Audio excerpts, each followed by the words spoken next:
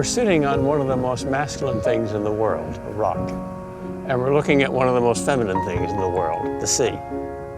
And they're deeply satisfying together. We can't quite analyze why we find that satisfaction and that peace and that sense of rightness.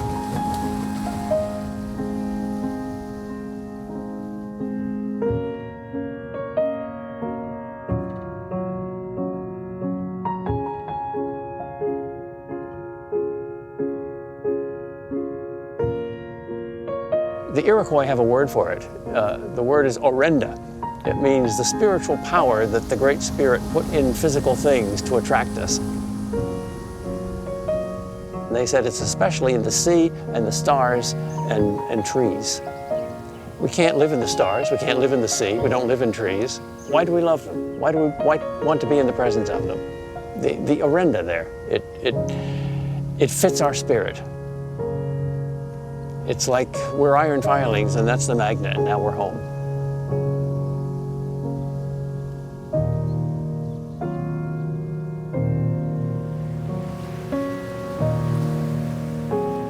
In the union between the man and the woman, each experiences a tremendous enrichment by being dazzled by the gifts and by the beauty and even by the mystery of the person of the other sex.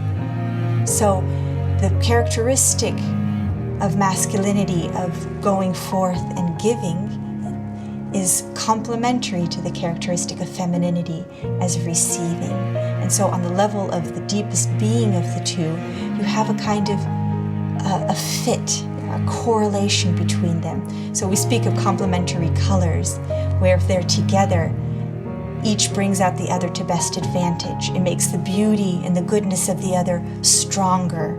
Somehow now the two can more perfectly enter into a deeper union of love.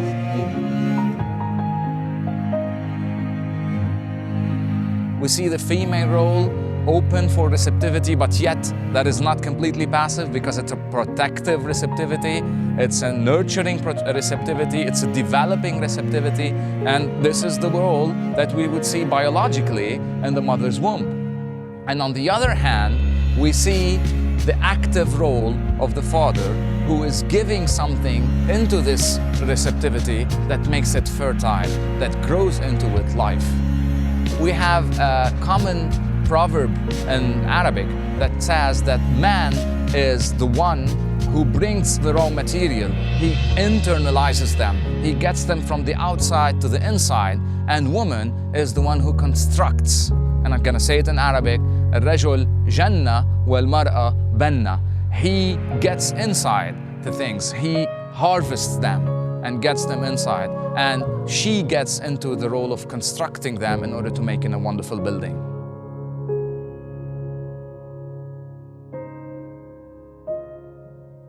Cuando la sociedad no comprende esa importancia de esa complementariedad en la diferencia, entonces se pierde la capacidad de enriquecerse. Se encierra uno en los límites de su propio sexo. O sea, los hombres tenemos capacidades, pero tenemos límites. Y las mujeres tienen capacidades y tienen límites.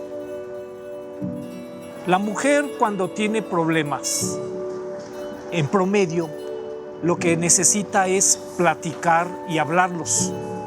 Los hombres, cuando tenemos problemas, lo que acostumbramos es callarnos. Entonces, es en el encuentro entre hombre y mujer, por ejemplo, en ese aspecto, donde podemos expandir nuestras capacidades como hombre y como mujer. Las mujeres tienen más facilidad a articular distintos saberes. Por eso tienen una capacidad más holística de procesar los conocimientos. En cambio, los hombres tenemos una más facilidad de especializarnos y concentrarnos.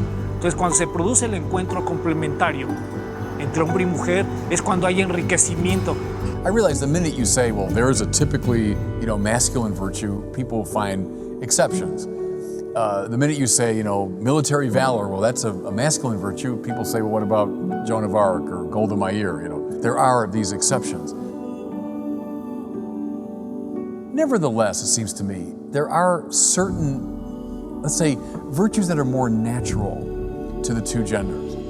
Can a man learn more feminine sort of virtues? Sure. Can a woman learn more masculine virtues? Of course.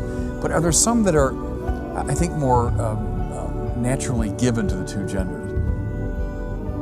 The writer Camille Paglia, someone I don't agree with on everything, certainly, she says, Mother Nature usually wins in the end, and Mother Nature is not a feminist. What she means is, look, there are givens in the nature of things, and it's a mistake for us simply to flatten them out or try simply to exchange them.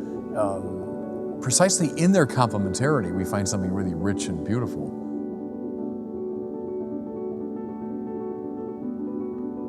Depuis que nous sommes petits, nous avons beaucoup de stéréotypes sur le fait d'être un garçon ou une fille. Je suis moi-même la maman de 3 enfants. Ma petite fille, elle arrive avec son déguisement de princesse, l'autre qui est là avec son épée de chevalier. Et même des enfants qui sont éduqués de façon très moderne, dans les sociétés modernes, eh bien, reproduisent aussi ces stéréotypes-là. En réalité, derrière ces stéréotypes, qui sont ridicules, c'est vrai, il y a un enjeu affectif qu'il faut savoir reconnaître. Elle espère qu'on lui dise « Ma chérie, tu es belle ». Traduction psychologique, tu es digne d'être aimée. A besoin de se sentir belle, ça veut dire quoi? Je suis aimable. Je suis quelqu'un d'unique. Et quand le garçon vient avec sa petite épée de chevalier et son déguisement de Spider-Man ou je sais pas quoi, qui fait son super-héros, qu'est-ce qu'il attend derrière ce stéréotype? Il attend aussi de la part de ses parents, de la part de son père peut-être aussi, de dire « Tu es quelqu'un d'extraordinaire, tu peux sauver le monde, tu peux protéger les plus faibles. » C'est ça, tous ces super-héros. Il faut rejoindre l'enfant, l'adolescent dans son besoin profond pour qu'il puisse pleinement se sentir femme, homme, c'est-à-dire personne capable d'être aimée. Leonard Sachs, a psychologist, works with young people all the time. He's a very interesting example. All kids read Lord of the Flies, the famous William Golding novel. But he said boys and girls learn that novel in very different ways. Girls tend to benefit from a discussion of the feelings of the characters. So how these characters feel, what motivates them. Boys don't respond to that sort of discussion. Boys respond more to, let's build a model of the island. Can we figure out from this book what this island looks like? What's more natural to us is mission. Men want to be given a mission. Tell me what to do, and make it hard. Make it difficult. You see it in the Bible. Look the way men are given an experience of God, without exception. Without exception in the Bible. They're given an experience of God and then given a mission.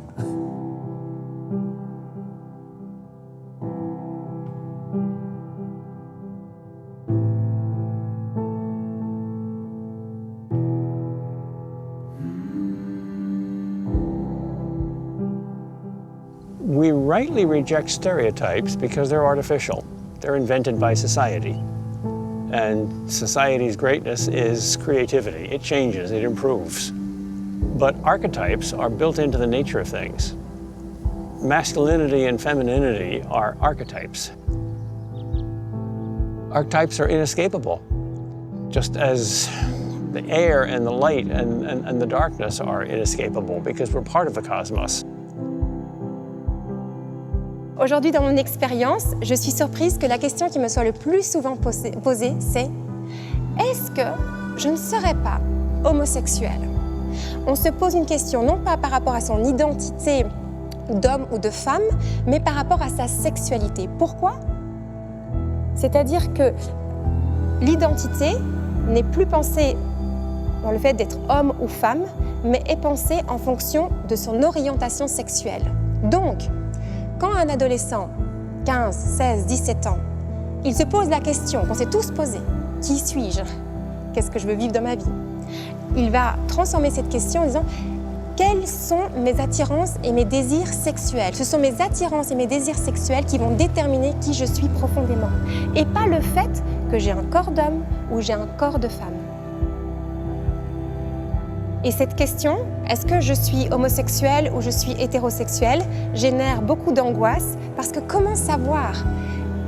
Qu'est-ce que ça veut dire je suis homosexuelle ou je suis hétérosexuelle? En fait, ça veut rien dire. Ce sont des termes qui ont été utilisés pour un combat politique dans lequel de mes désirs je dois choisir pour déterminer que je serai homosexuelle ou hétérosexuelle. Ce qu'on est, c'est homme ou femme. On est d'abord avant tout une personne humaine.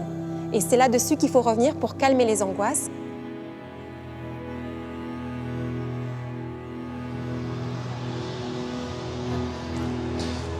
Dans l'homosexualité, il se passe le phénomène suivant. On recherche chez l'autre ce dont on croit manquer. Et moi, je sais que j'ai cherché chez les hommes le fils, le frère et le père dont je croyais avoir manqué dans mon adolescence. Et je sais que l'homosexualité, c'est une difficulté de se donner dans sa sexuation aux autres et de recevoir aussi les autres dans leur sexuation. Et donc, la meilleure manière de reconquérir mon identité d'homme, c'est de me donner en amitié avec ce désir homosexuel qui est là. Parce que pour l'instant, je ne peux pas me donner encore en tant que père et en tant que mari. Mais déjà, par l'amitié, par la fraternité, par le service aux autres, déjà, je retrouve cet amour de mon identité d'homme que je n'avais pas quand j'étais jeune et que je retrouve maintenant. Et aussi grâce à l'Église, parce que l'Église nous aide à devenir encore plus hommes et encore plus femmes, parce que elle nous donne accès à l'altérité qui est Dieu. Et aussi à l'altérité que Dieu a créée, qui est la différence des sexes.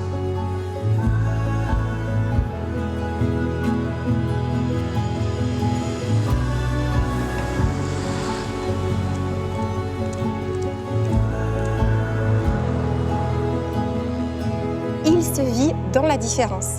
Donc si on masque les différences, on n'a plus de désir. Donc on fait une société un peu asexuée. Et c'est ce qui est en train d'arriver en Occident. Alors on pourrait se dire, tant mieux, les rapports vont être plus paisibles. Mais le problème, c'est que dans le désir sexuel, c'est d'abord un mouvement de vie. C'est quelque chose qui nous fait vivre. Quand les couples viennent me voir en me disant, on n'a plus de désir sexuel l'un pour l'autre. Je dis, mais qu'est-ce que ça viendrait vous apporter? Peu importe, en fait, c'est pas grave de vivre sans sexualité, vous pouvez très bien vivre comme ça. Je les provoque. Et ils me disent, mais non, parce qu'on sent quelque chose d'éteint en nous. On se sent plus vivre. Et donc, finalement, c'est ça que le désir, et le désir sexuel en particulier, va nous apporter, c'est un mouvement de vie. Et puis on vit aussi très concrètement, c'est que quand on a une relation sexuelle, on peut aussi engendrer la vie.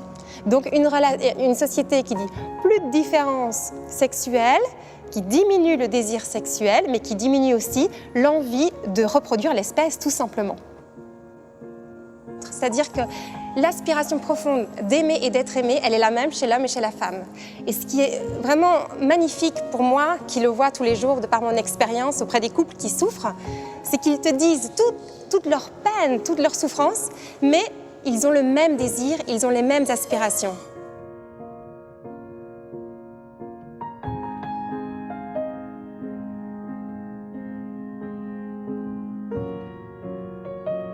It's a fascinating question where these archetypes came from and how come we all know them. I think we tend to think of our minds on the analogy of either computers or cameras. We either just calculate or we take pictures of what you can see. But the mind is also an organ of wisdom, contemplative wisdom. What you see is not just what your eyes see. Your mind just sees intuitively and instantly that, well, of course the sea is she and the rocks are he. And of course, this is not just a private or biological or subjective thing, this is a cosmic thing. The shore is the most popular place on earth. Waterfront property is the most expensive property anywhere in the world. Why? Because that's where the sea and the land meet. That's where man and woman meet. The land without the sea is kind of boring. Desert. The sea without the land is kind of boring. When are we going to land the ship? But the place where they meet, that's where all the action is. And that's where we want to be.